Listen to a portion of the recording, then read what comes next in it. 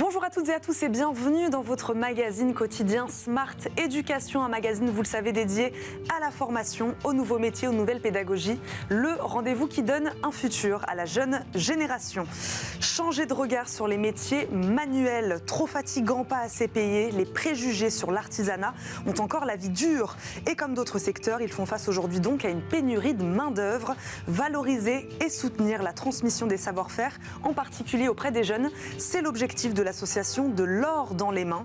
Alors, si on se remettait à travailler avec ses mains, Gabrielle Légeret, fondatrice de l'association De l'or dans les mains, est notre invitée. Bonjour. Bonjour. Bienvenue sur le plateau de Smart Éducation.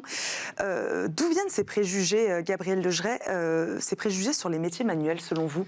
Je pense qu'à un moment donné, on a voulu séparer les métiers manuels et les métiers intellectuels, parce qu'on est dans une société qui valorise beaucoup l'intellect et que tout ça a fait son chemin et a fait beaucoup de mal en se disant qu'il n'y avait qu'une norme académique qui fonctionnait, à laquelle les jeunes devaient répondre, et ceux qui n'y répondaient pas allaient dans des voies de garage qui étaient en fait des formations où on utilisait plus ses mains. Alors que finalement, quand on fait un métier manuel, il faut utiliser sa tête, c'est vraiment l'intelligence de la main, il faut savoir créer, il faut savoir innover, il faut savoir réfléchir, il faut savoir dessiner.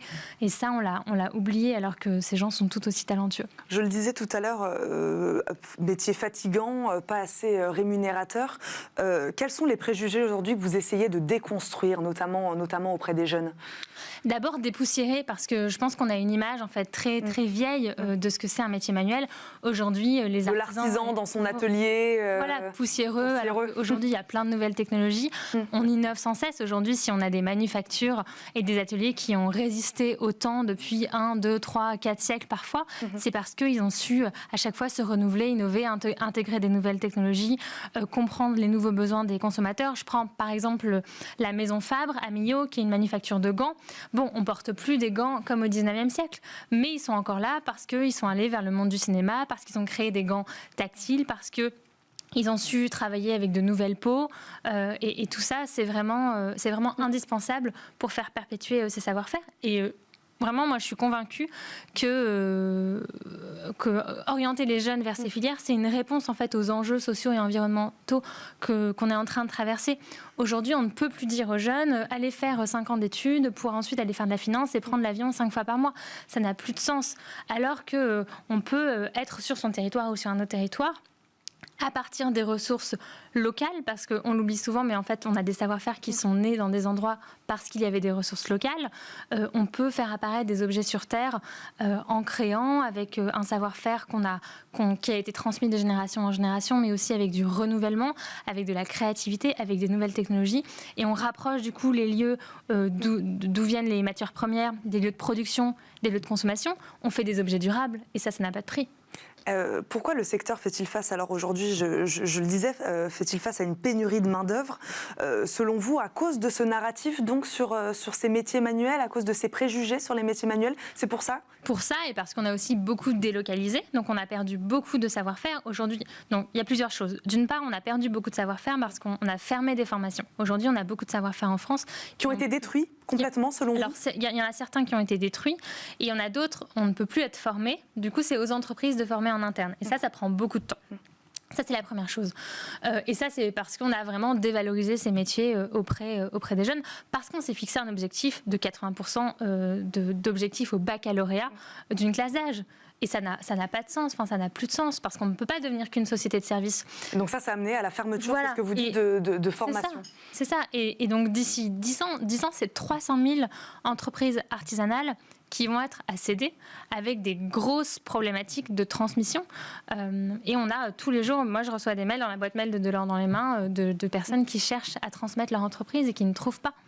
Donc par où commencer alors, justement, pour revaloriser ces métiers auprès du grand public, auprès des jeunes aussi, ça c'est votre objectif. Par où on commence? Par quoi on commence?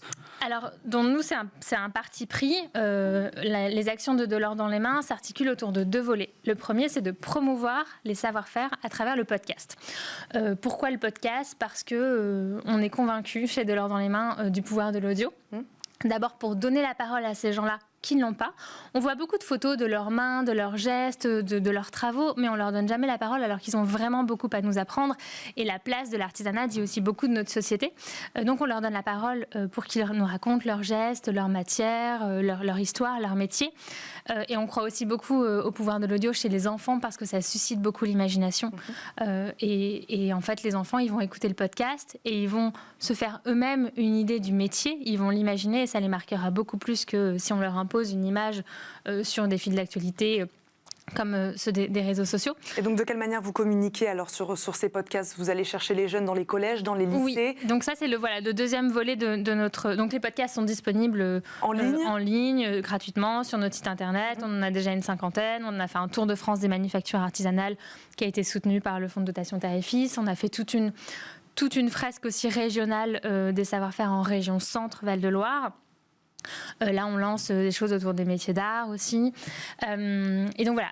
Donc le premier volet, c'est le podcast. Et le deuxième, c'est sensibiliser les écoliers, les collégiens et les lycéens dans les établissements scolaires en leur faisant écouter le podcast. Donc en fait, c'est les équipes pédagogiques qui leur font écouter le podcast. Donc les écoliers, donc dès le plus jeune âge alors, on commence très tôt. Mais oui, parce que c'est là en fait qu'on se construit un univers. Et ensuite, nous, on vient dans l'établissement scolaire avec les artisans qu'ils ont écouté dans le podcast, donc souvent c'est deux, qui vont de nouveau raconter leurs histoires, leur amener leurs outils, leur amener leurs matières premières et faire aux jeunes leurs gestes pour que lorsque le jeune sort de cet atelier, ils se disent dans sa tête, alors en CM1, CM2, ils sont jeunes, mais peut-être que ça restera dans leur tête, je peux un jour choisir de faire un métier manuel et c'est tout aussi génial que de faire des études supérieures. Et c'est tout aussi reconnu par la société. Ça, c'était un peu mon rêve. Donc, interviewer des artisans donc, dans les manufactures, vous en parliez tout à l'heure, de nombreuses peuvent ou pourraient être amenées à disparaître. Vous trouvez qu'elles tiennent le coup quand même? Vous les suivez, vous les contactez. Elles tiennent le coup malgré tout, ces manufactures? Elles tiennent le coup et en fait, elles n'ont pas d'autre choix que d'innover et d'être très résilientes. Ça, c'est quelque chose qu'on retrouve beaucoup, je trouve, chez les manufactures, dans les ateliers. Il y a une résilience et elles n'ont pas le choix. Pour s'adapter. Et aujourd'hui, il y a quand même un renouveau. On le remarque. On voit d'ailleurs qu'il y a tout un mouvement de cadres qui veulent se reconvertir. On a aussi beaucoup de cadres qui reprennent des entreprises artisanales, à défaut de créer des start-up. Il y a quand même un vrai phénomène.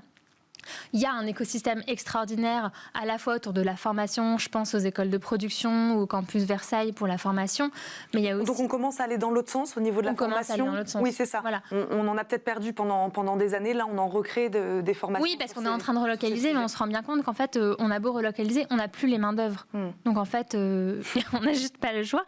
Donc voilà, il y a un écosystème qui se mobilise autour de la formation, aussi autour de l'investissement et de l'accompagnement des entrepreneurs des savoir-faire. Je pense à l'extraordinaire fonds de dotation Terre-et-Fils qui accompagne des entrepreneurs avec des programmes comme Entreprendre la ruralité, comme Innover à la campagne. Ils ont soutenu le Tour de France des manufactures artisanales de l'or dans les mains. Et ils ont aussi une partie société d'investissement où ils investissent dans les manufactures artisanales pour leur permettre de se perpétuer, de renouveler, de rapprocher de nouveaux outils de production. Donc, il y a quelque chose qui se passe. Et puis vous en parliez tout à l'heure, c'est aussi un secteur ou des métiers qui évoluent, qui ont beaucoup évolué ces dernières années, notamment avec l'arrivée des nouvelles technologies, du numérique, c'est ce que vous disiez. Quel impact justement a eu le numérique, toute cette transformation digitale sur ces métiers justement, ces métiers manuels? Alors ça les a rendus visibles. Oui. Je pense qu'il y a quelque chose de très esthétique en fait dans leur visibilité. En revanche, tous n'ont pas les codes du digital et ça en exclut beaucoup. Et c'est vrai que quand on est une entreprise de 4 personnes, on n'a pas un budget à allouer à la communication et puis on travaille tout le temps, on ne se rend pas compte de ce que c'est. Donc certains ont su s'adapter à ces transformations, d'autres un peu moins, il faut les accompagner. Après, il y a tout ce qui est imprimante 3D qui a permis aussi d'aller un peu plus loin, mais là on va vraiment dans les manufactures qui sont presque industrielles. Mais quand, en fait les innovations elles sont surtout en matière de matériaux. Je prends par exemple la voilerie Burgo, qui est une voilerie à Noirmoutier. Bon, tous les plans des voiles sont encore faits à la main et sont encore dessinés. Alors qu'on pourrait croire qu'aujourd'hui, avec plein de logiciels, on pourrait aller beaucoup plus loin. En revanche, alors que leur arrière-grand-père faisait des voiles en coton et en lin, aujourd'hui, on a des matériaux synthétiques qui sont beaucoup plus résistants et beaucoup plus innovants.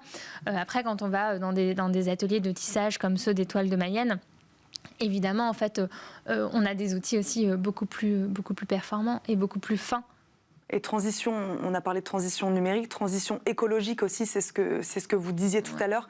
Le métier s'est transformé aussi sur ce sujet-là. Je pense que ce sont des métiers qui, en fait, sont déjà des réponses aux enjeux écologiques qu'on est en train de traverser, parce qu'il y a un souci de sourcing.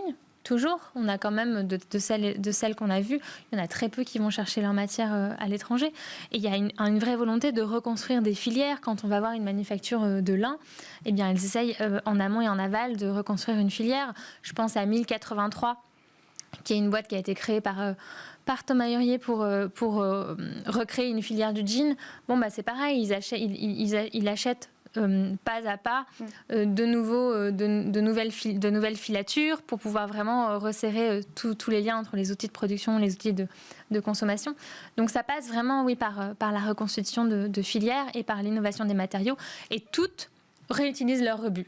Et ça, en fait, c'est quelque chose, on se dirait, aujourd'hui, on force. Ça, vous l'avez constaté? Oui. Ça, vous l'avez constaté que ce soit pour se chauffer, par exemple, ou pour créer des objets plus petits. Ou, par exemple, les voiles, ils font des voiles d'ombrage pour les terrasses. Voilà, il y a vraiment plein de choses. Gabrielle Légeret, on a parlé, donc on avance, en tout cas, on a l'impression qu'on avance sur notre perception, en tout cas, de ces métiers manuels. Selon vous, les récentes politiques gouvernementales, notamment, on a beaucoup parlé du Made in France ces derniers mois, ces dernières années. Elles ont contribué, elles aussi, à redresser le secteur? Je pense qu'il y a d'abord eu une prise de conscience qui a été accélérée par le Covid. Aujourd'hui, on voit qu'il y a des initiatives qui émanent du gouvernement pour encourager la relocalisation. Je pense notamment à Territoire d'Industrie. Mais bon, je suis désolée, mais moi, quand je vois que sur les 24 licornes qu'on a en France, il n'y en a que 2 qui sont industrielles et que ce ne sont pas des vraies réponses, enfin pas toutes, des vraies réponses avec un vrai impact écologique et social, et qu'on parle trop peu en fait des entreprises qui ont un vrai impact social et écologique, dont les entreprises du patrimoine vivant, dont les manufactures, je trouve qu'on va pas assez loin. On va pas assez loin. Il nous reste quelques secondes justement. Alors comment les acteurs du secteur doivent-ils, selon vous, Gabrielle Légeret, s'organiser aujourd'hui pour vraiment redynamiser la filière? Qu'est-ce qu'il faut faire aujourd'hui? De quoi on manque? Former et reconstituer des filières. Parce qu'en fait, ils peuvent pas agir tout seuls. Et il faut vraiment recréer des écosystèmes, mais il faut des politiques publiques derrière qui suivent et qui sont à la hauteur de l'enjeu, ça c'est certain. Merci beaucoup d'avoir répondu à nos questions aujourd'hui, Gabrielle Légeret. Je le rappelle, vous êtes fondatrice de l'association De l'or dans les mains. Merci beaucoup de nous avoir accompagnés. Et merci à vous de nous avoir suivis. On se retrouve très vite, bien sûr, pour un nouveau numéro de Smart Éducation. Très bonne journée à tous sur Bismart et à très vite.